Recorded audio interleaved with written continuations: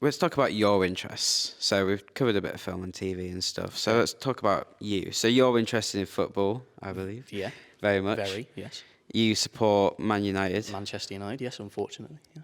Why do you say unfortunately? Well, it's not been a good. It's not been a good. Yeah, few you're years, fifth. Matt. Cheers, Matt. Yeah, I mean, I'm really optimistic at the minute about what's happening. Ten Hag, new manager's come in. He's changed the way we play.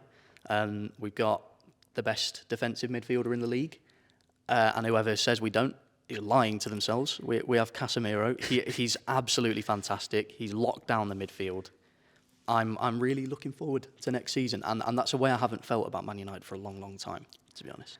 How come you believe this change is like positive for the team? Because I think we've been lacking a proper coach who can go into tactical battles with other managers.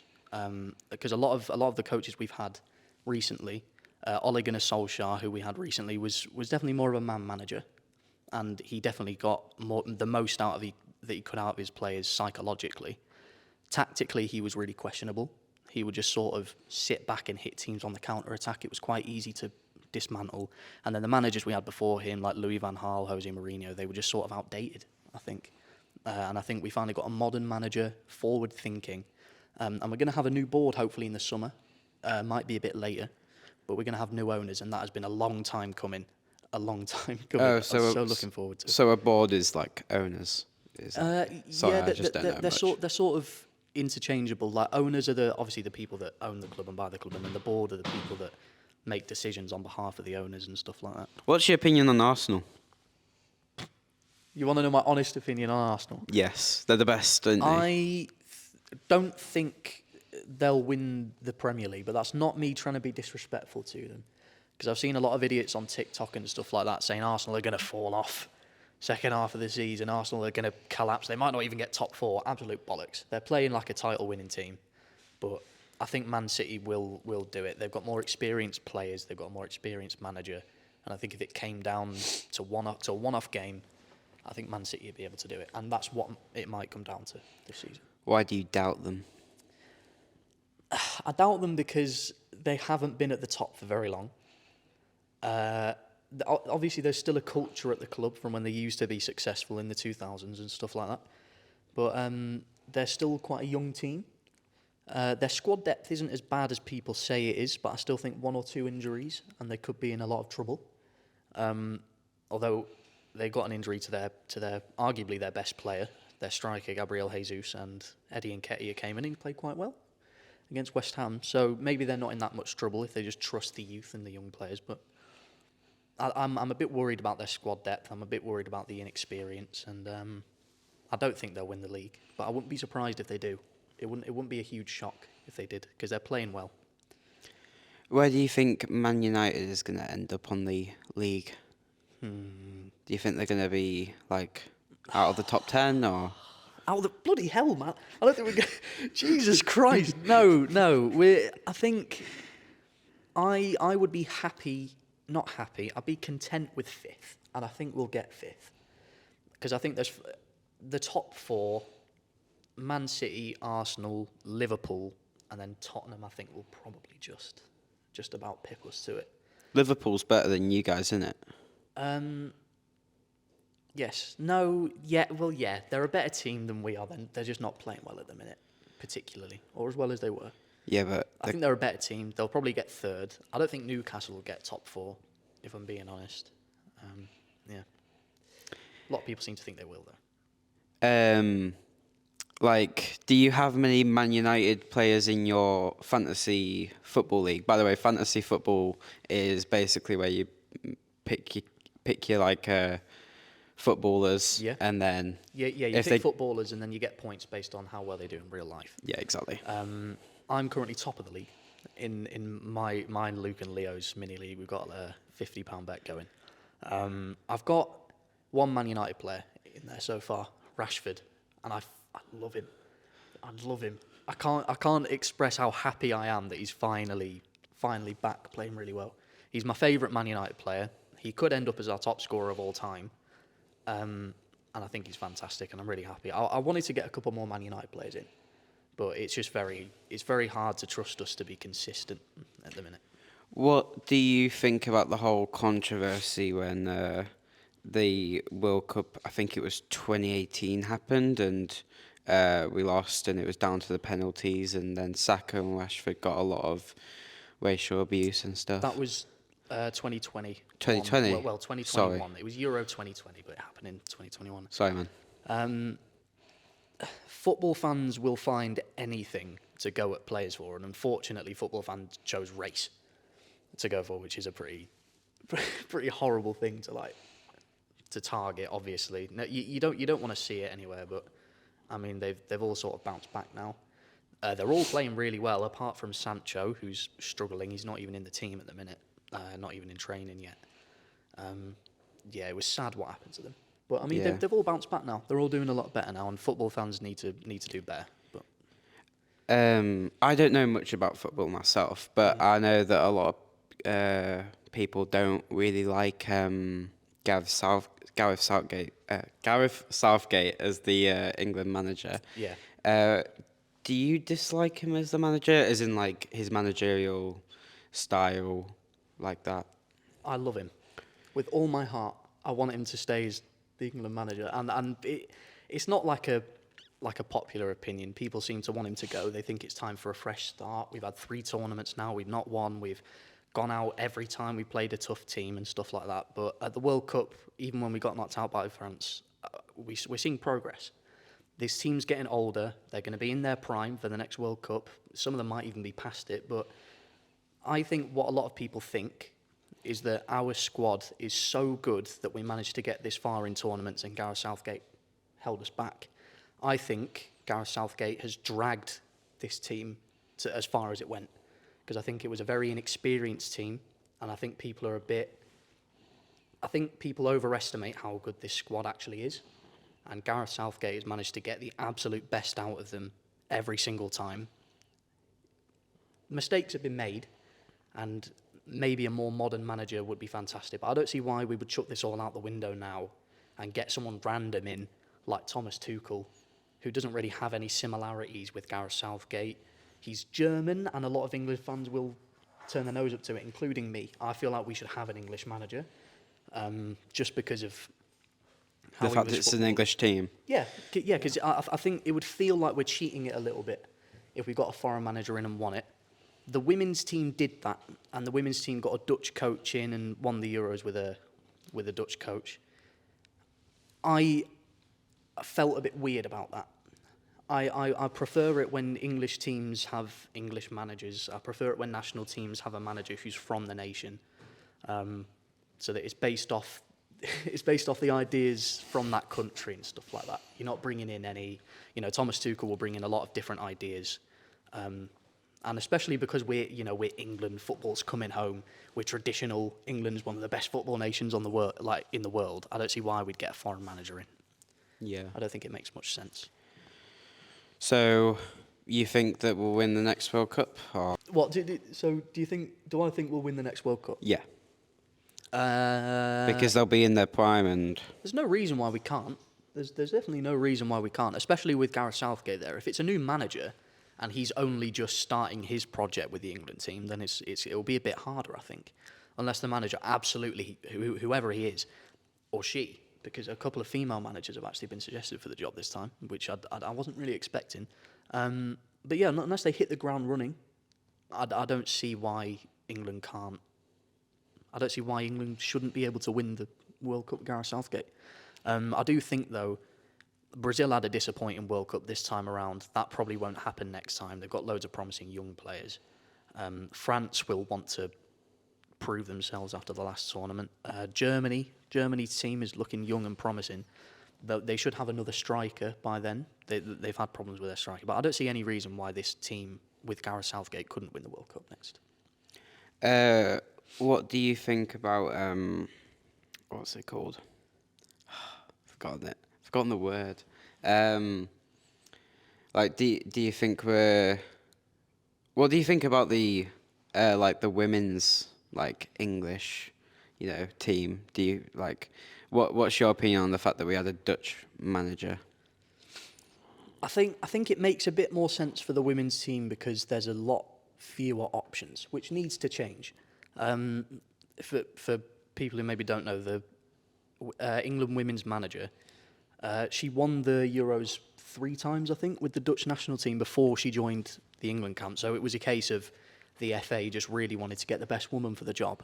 But it makes more sense for the women's team to do it because there's fewer options. There's a much smaller pool of managers that they could have possibly picked from. But I'm really happy that we're being represented well by the women on the world stage. I think the men have done us incredibly proud, but the women managed to bring the Euros home. I'd love to see them do that with an English manager, though. I'd love to see them do it with an English manager and really just get the sense of, an England team achieving something, because we haven't felt that for so long, and they're bringing success. So if they can continue this for a while down the road, whether it's with a Dutch manager or an English manager, I'm really excited about it. And it'll get me interested in women's football in a way that I haven't really been before. Do you want to ask me any questions? Don't want to ask you any questions. Yeah, like about anything. Andrew Tate, Matt. Okay. Andrew Tate. I have my opinions on him, and obviously this human trafficking allegedly has gone on, and he's been arrested in Romanian jail and stuff like that. What do you think about the whole thing? Does it change your opinion of him at all? Obviously, like, if it's true, it would, but I still think some of his messages would still, like, have a positive impact. Obviously some wouldn't, but, that's with everybody. Like, everybody has, like, positive and negative opinions on, depending on subjective, your opinions. Yeah. Not really. Like, I mean, it would if it came out and it was true, but I haven't seen any evidence. It's all just like allegations, as you said. So, and I like the guy. Personally, like I believe that he's enforcing good messages. Some you could disagree with, and that's fine. I just think that the fact that he's come about has opened up a discourse about masculinity and stuff, and what we should judge as toxic, and if there is a toxic masculinity at all. It's opened up that discourse, and I think it's great that people can talk. Like, that's what I think has been missing from the entire thing, is the fact that there's been no discourse. But you may think that Elon Musk taking Twitter over is a negative thing, and I believe you do, but it's like, now people can say what they want, and you could disagree with them, you can agree with them, but I think it's better to have a healthy discourse than not have a discourse at all. What I would say, though, what I would ask you is, do you think that Andrew Tate is contributing to a healthy discourse? Because what I would say is that if he wanted to be a beacon for masculinity, like he says, and if he wanted to be pro-masculinity and all this stuff, why does he have to bring women into the conversation at all? It seems quite provocative to just say these things about women for not really any reason. It doesn't contribute to anything healthy. I think it's causing a bit more division than it needs to. And that's my main problem with Andrew Tate, to be honest.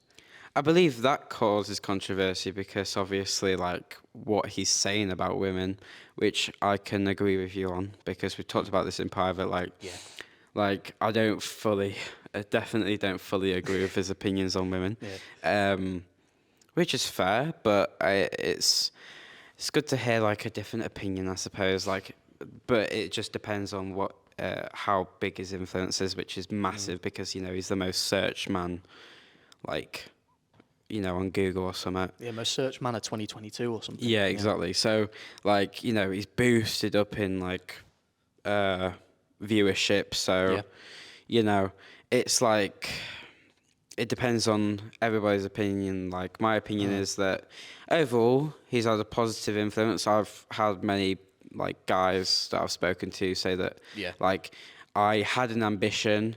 I was ambitious, but I didn't follow through with that ambition until Andrew Tate came into the picture. So it's like, it depends on your own experience, I suppose. In my experience, like, I was already following my ambition, which is martial arts. So it's like, I just think that it's good that I've seen other men, maybe not you, but other men, follow their ambitions Yeah. due to that. Yeah, I mean, I'd agree that there's certain things that, like, he's definitely helped some people in a positive way, and I feel like for me to say that he's an entirely negative person will be quite disingenuous, and that would be me just completely ignoring some of the people he may have helped, like you said. My main issue with him though is that I just can't get out my head that he's such an intelligent person, right? And I remember he said something on Piers Morgan's interview, I think it was the first one, where he said that one of the things that he's been campaigning for, advocating for more than anyone, is for social media reform, and to make sure that it's not just like kids aren't allowed on social media, kids aren't consuming Andrew Tate's content. And that just made me think, like, he could do so much more. Like, he's got arguably the biggest platform on the world at the minute. Yes. He could push big, like, social media companies. He could push even governments if he really wanted to. If he really tried, he could put some pressure on to get social media finally to be a safe place to be, and he's not. And I think the reason is, and this is why he gets on my nerves a little bit, to put it lightly, is he could do so much more to solve the problems that he's talking about, and he's not. And I think the reason he's not is because he's smart, and he knows that if he was doing that, half of his audience would disappear, because half of his audience are teenage men who wouldn't usually be allowed on, well, teenage boys who wouldn't usually be allowed on Twitter or TikTok under their, like age rules and stuff. Terms and conditions. Terms and conditions, yeah. And I just think he's smart enough to know that if he campaigned for all this stuff, his career basically wouldn't exist, because all these people that he's, these young impressionable teenage boys that his main bulk of his audience would just disappear. And I think as well, when it comes to stuff like the women thing, I think he unnecessarily says things which he knows are provocative, knows don't help the discussion, because he knows it's going to go viral. And I feel like he's a smart guy. He knows exactly what's going to be popular. He knows what's going to make him money. And that's why I don't think that what he's doing comes from a good place, because I think he's doing it for his own personal gain rather than for the good of... So you think he's being selfish? Yeah, and there's nothing wrong with that. But I don't think you can be selfish and say that you want to benefit your own career, and then on the other side of things, say I'm Jesus. I'm saving young men, I'm saving people's lives and stuff. I think it's just a bit hypocritical, and that's the main reason I'm not really a fan of him. Misogyny aside and everything, all of that debate, which is bloody hell. I don't really want to get involved in that. Yeah, don't get involved in that. That's my main problem with him. It just seems a bit disingenuous, everything he's doing. Well, I mean, I've had conversations with other similar aged men, and like they said that they've had improvements in their life since they started listening to him. So it's like, it depends on who you are, I suppose.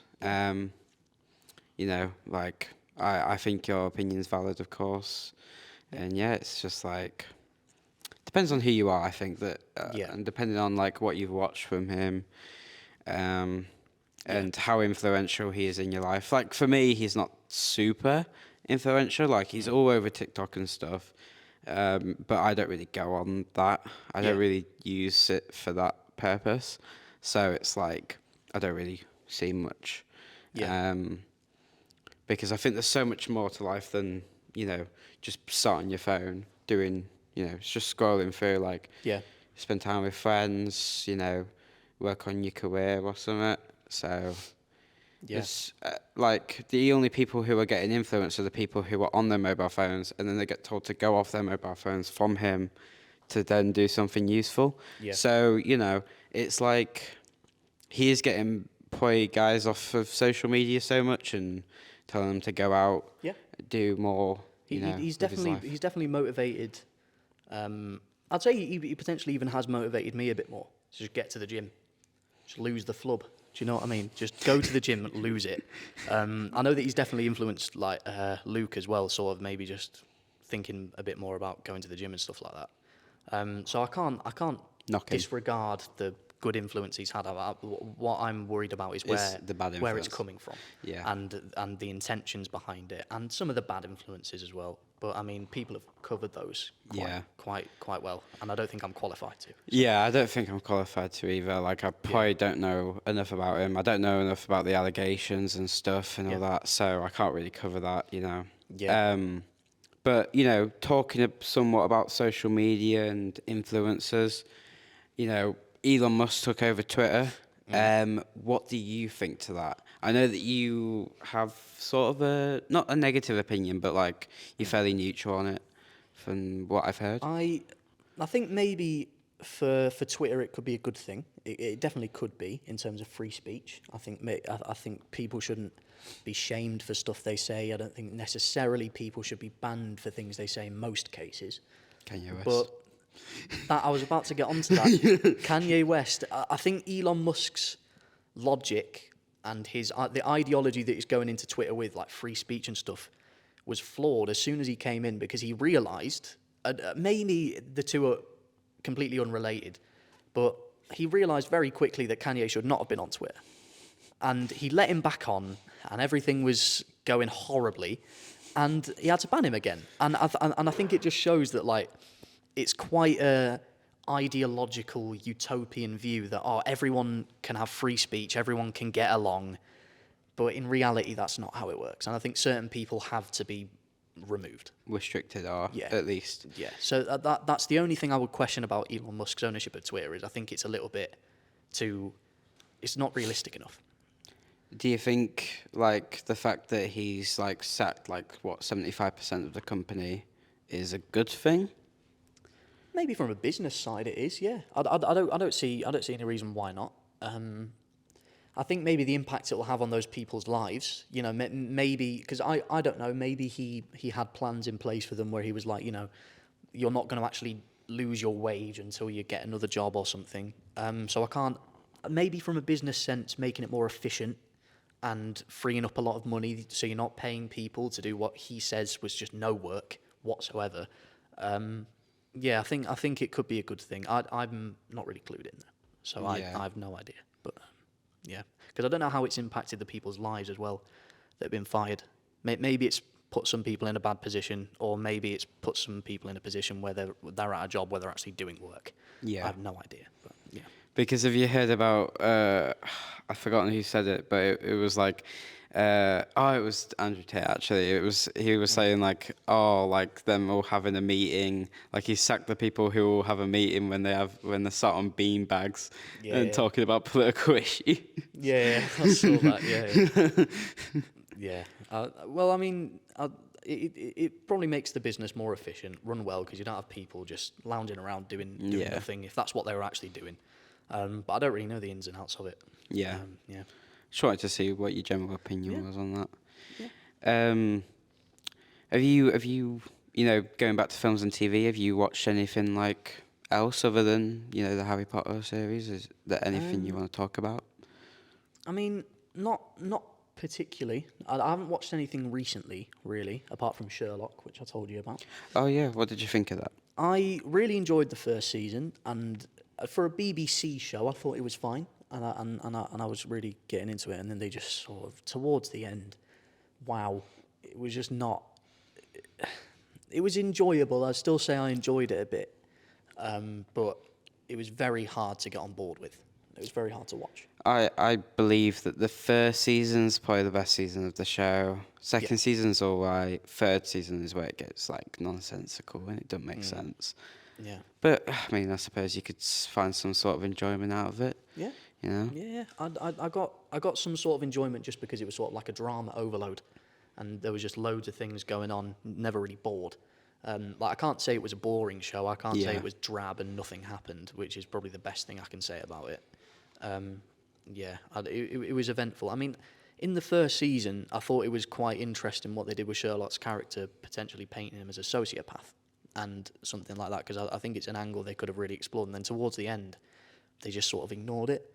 And towards the end, they just sort of painted him out more to be a normal human who can have relationships and normal loving relationships without being a sociopath.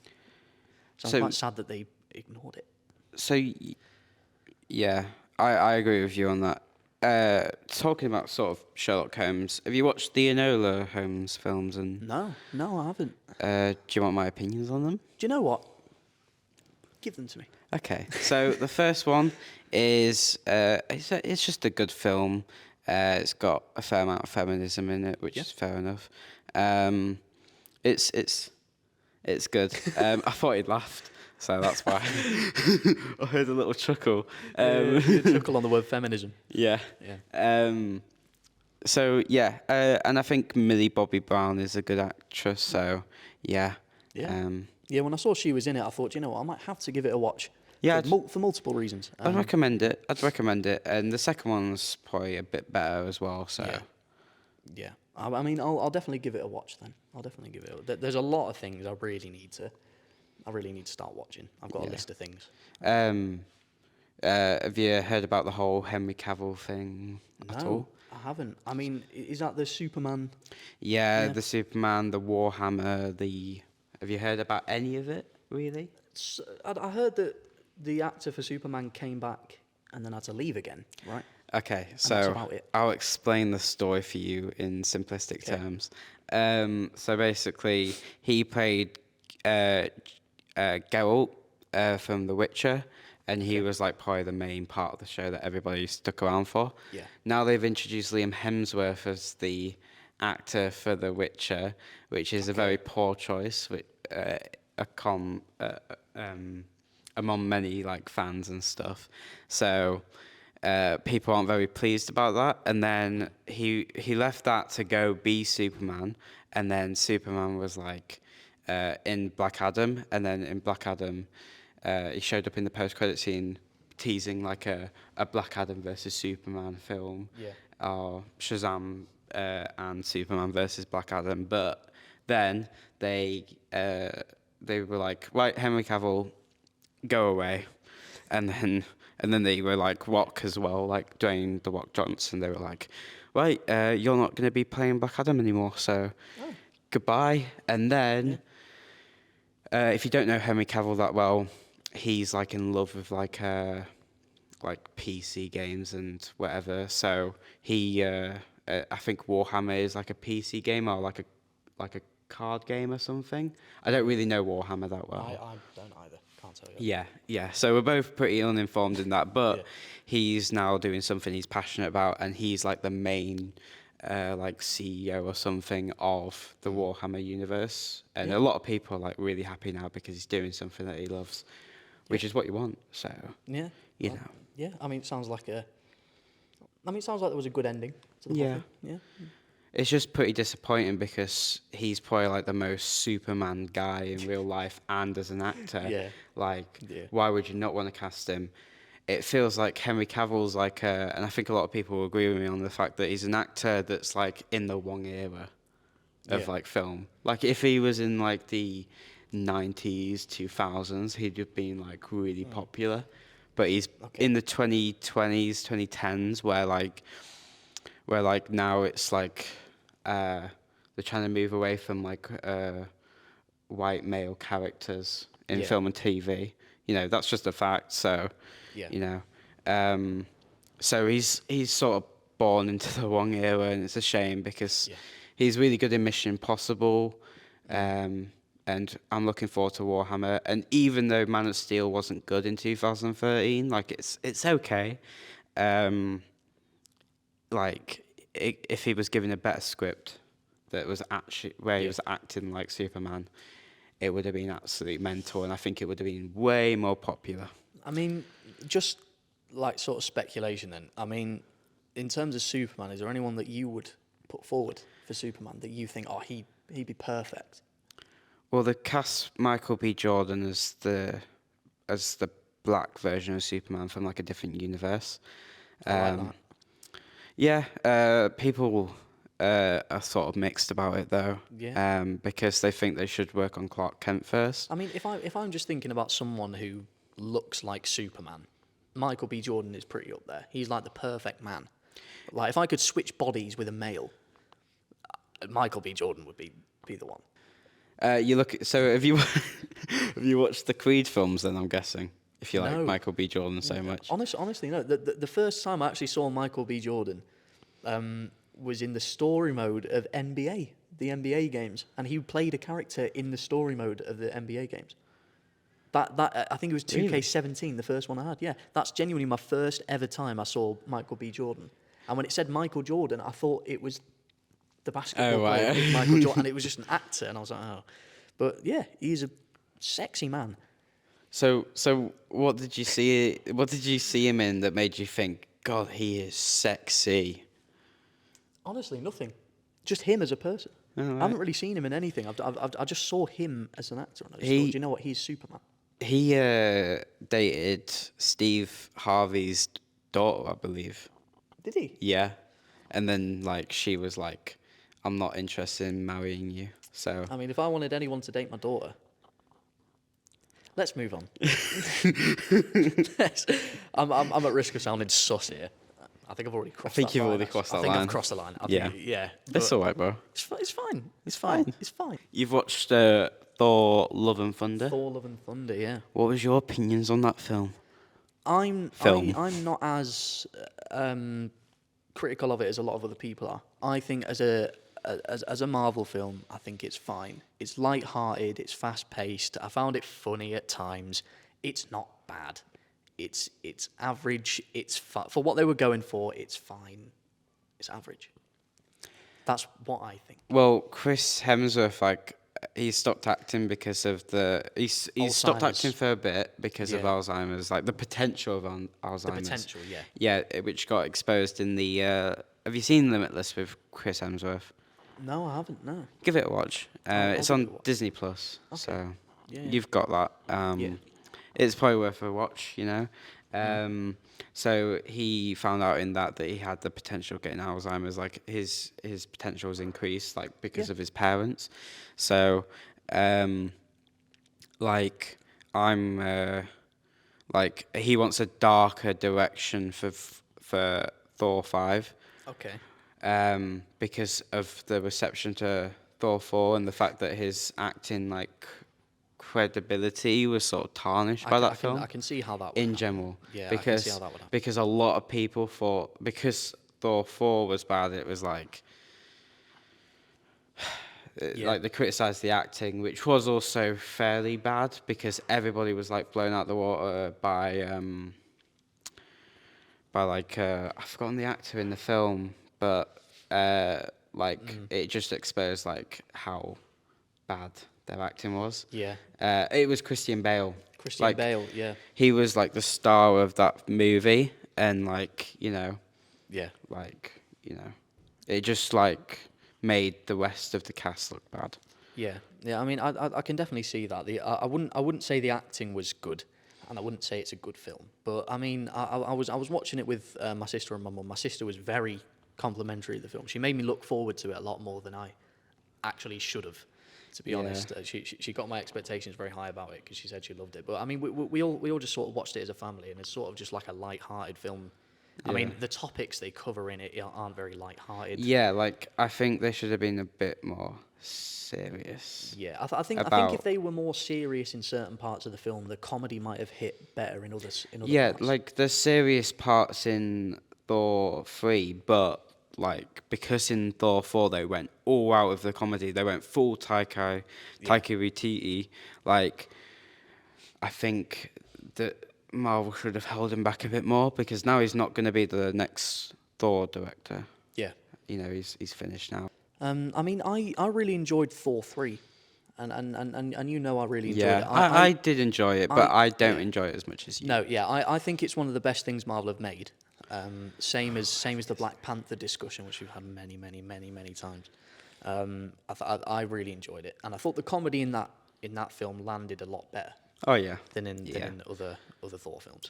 It's just I think that Thor isn't really a character you can make a joke of because he's like I just don't think it would work, and it didn't really work for me. Even though I enjoyed the film, I just also like think that the Hulk was sort of ruined in that film a bit.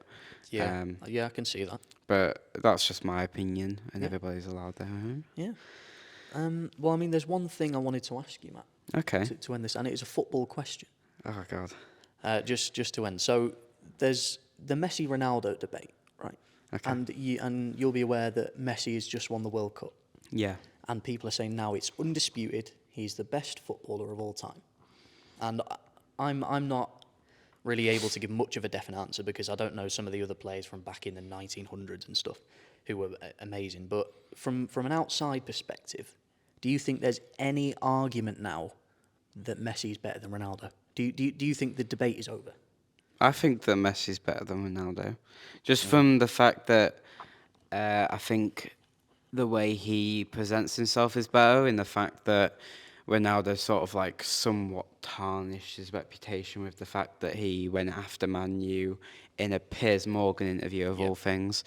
You know, and then also the fact that I think Ronaldo is getting worse, and like he's sort of going really past his prime, whereas I think Messi has more durability from what I know. Definitely. From what I know in the game, Messi just seems better, and I mean, like I beat Leo, who's in our group chat, with Argentina, and Portugal's like supposed to be a better team. Yeah. So yeah. Yeah, I think what a lot of people, because people seem to think that Ronaldo could play until he's 50 and stuff like that because of his physique.